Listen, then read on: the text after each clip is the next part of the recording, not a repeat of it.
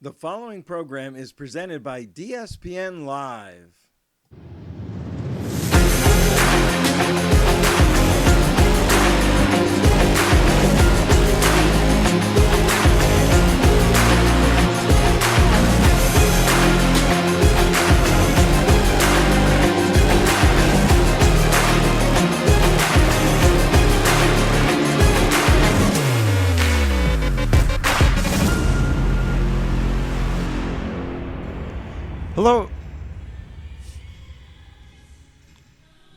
Hello, everyone. I'm Louis DiPaolo, and welcome to the UCF Hockey Show with Coach Mike Kroll.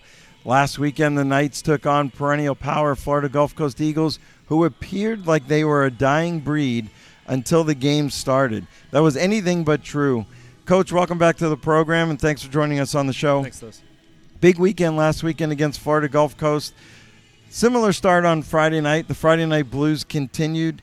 We talked a little bit. Do you think it's their schooling? Is it their work schedule? What do you think's going on Friday night? Because this one was home, and we had the same issues. Yeah, I wasn't sure. I brought up a couple different things with the guys, and I'm just kind of letting them do their thing right now and making sure that they're properly rested, especially on Fridays. You know, they go through a whole week. They got practice. There's some of them work. They do go to classes. Just mentally, they got to be better prepared for Friday night games.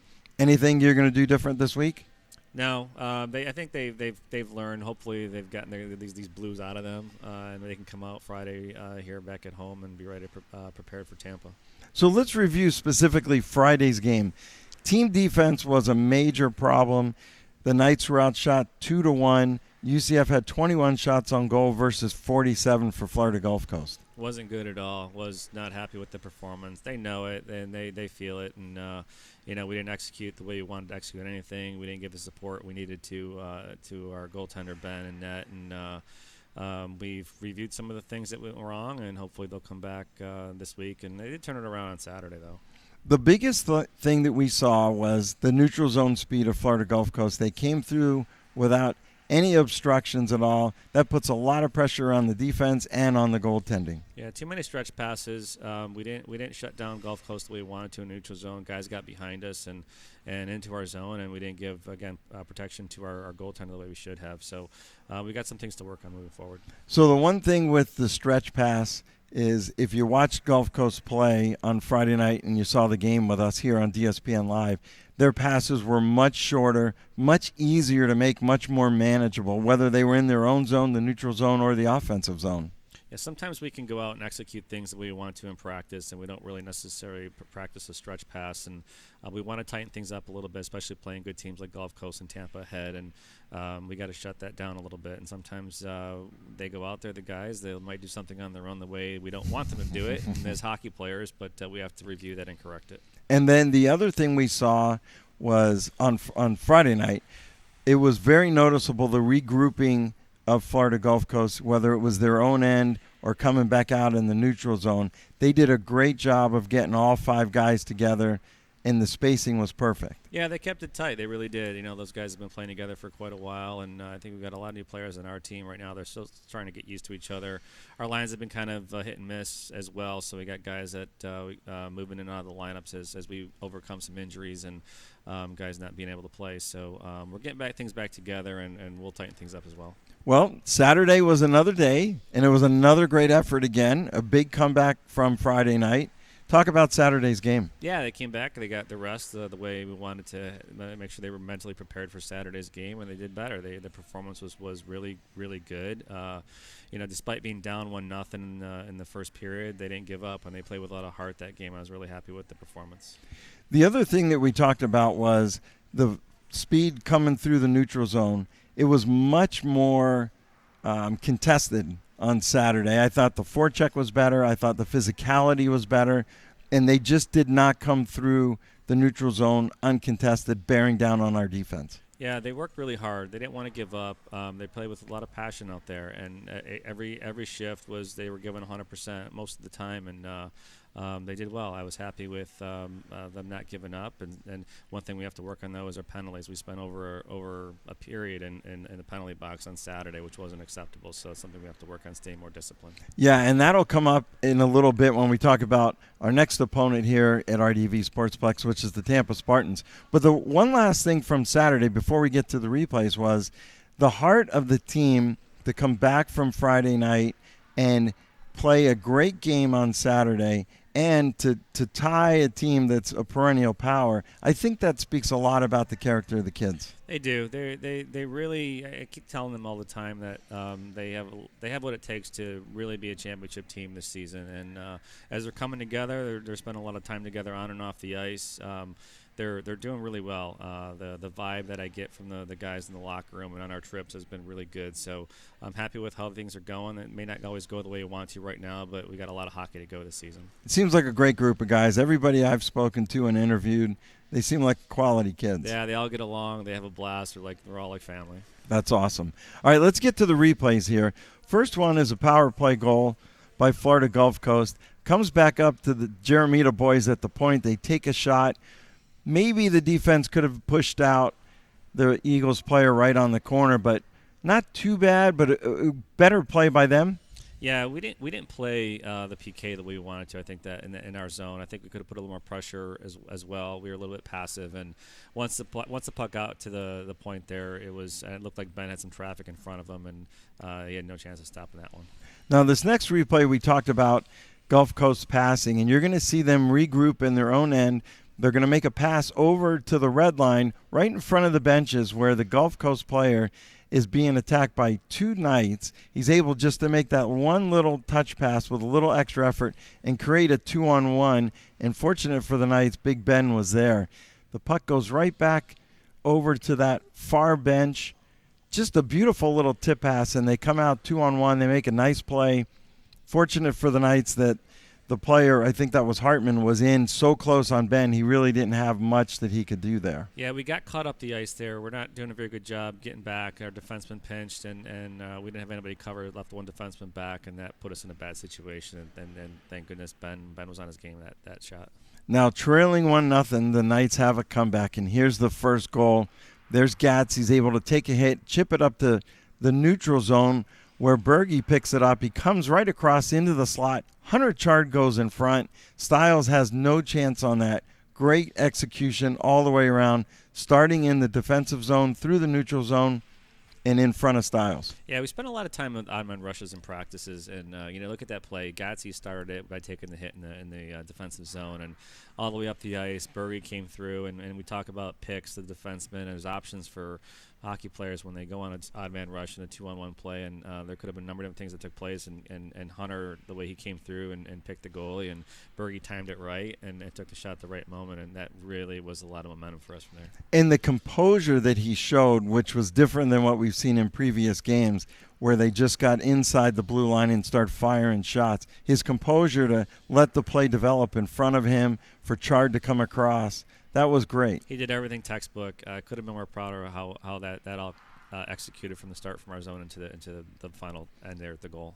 Now, the second goal, Florida Gulf Coast, is a power play goal. After great play down in the corner by Donnie Mack, they come in on the near side, 3 UCF players on this side of the ice. They make a pass across. Ben doesn't have much of an opportunity on that. Yeah, we got lazy that period.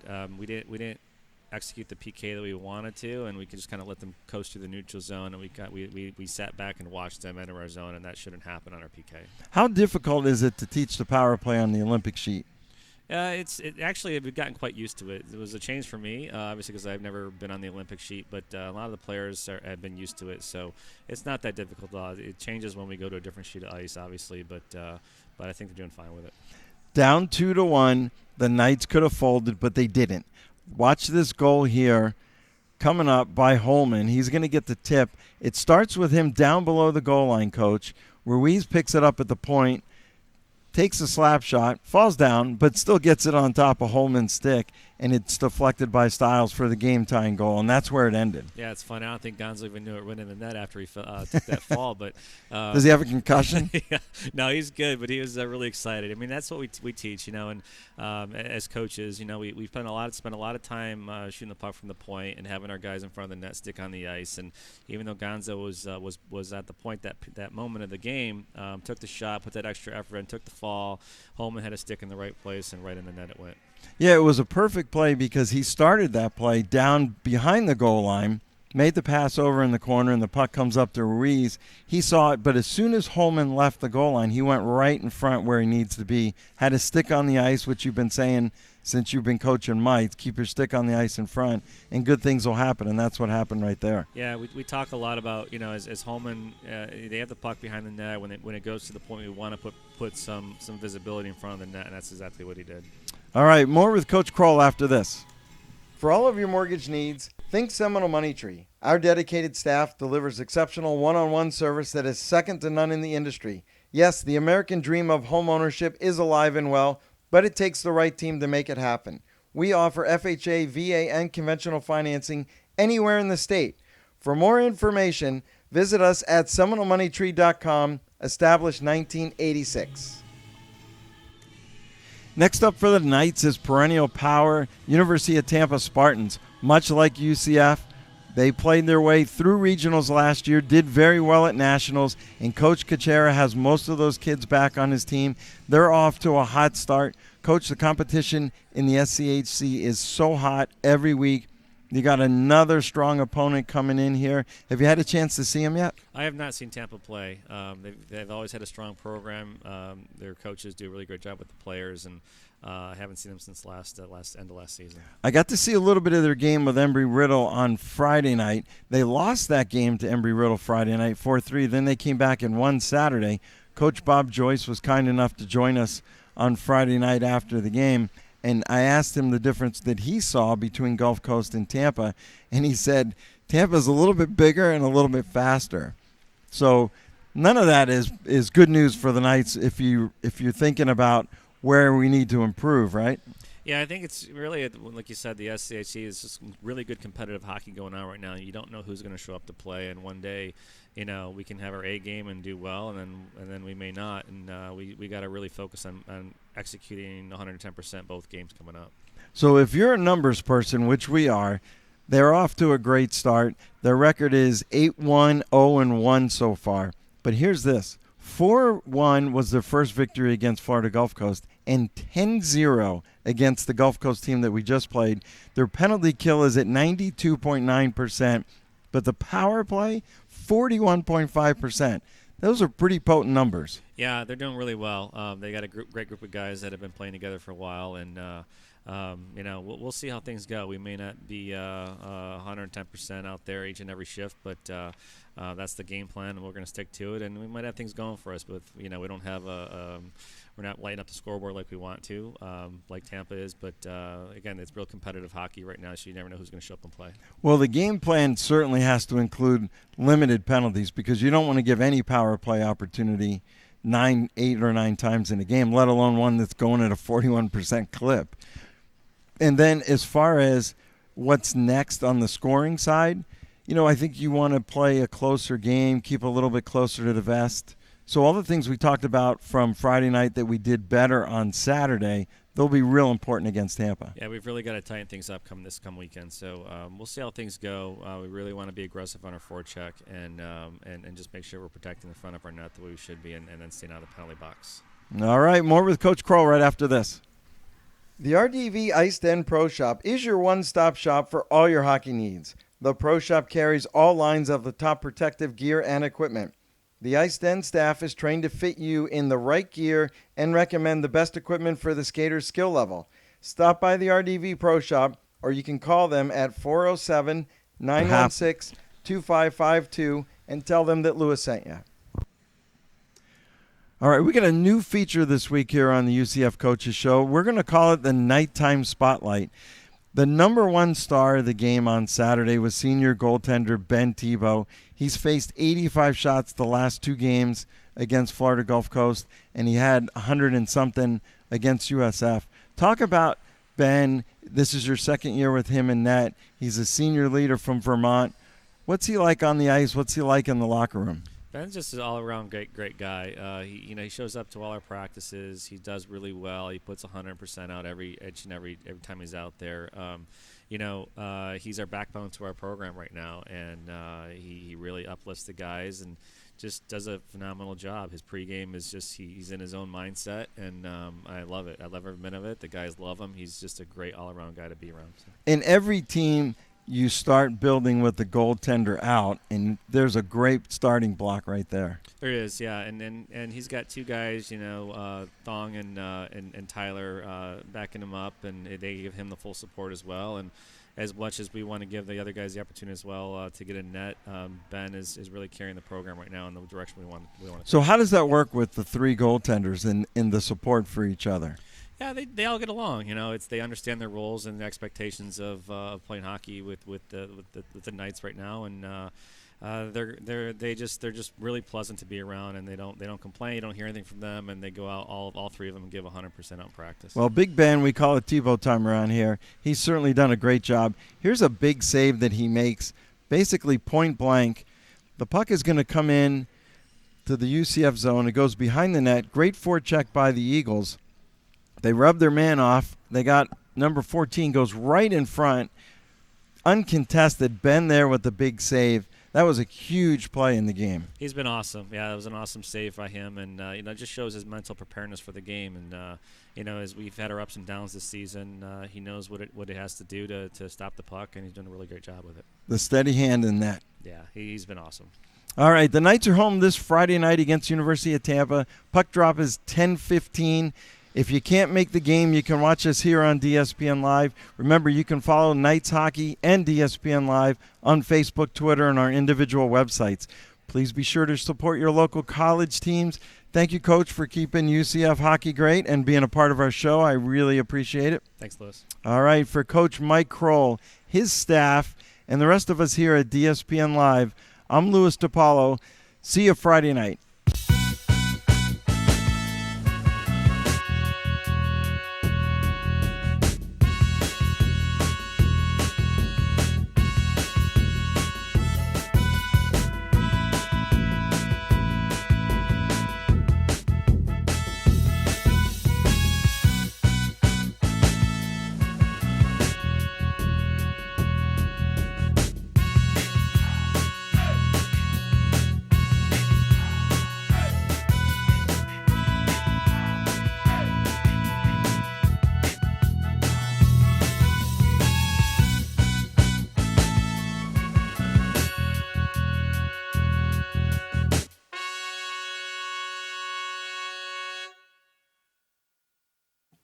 The following program is presented by DSPN Live.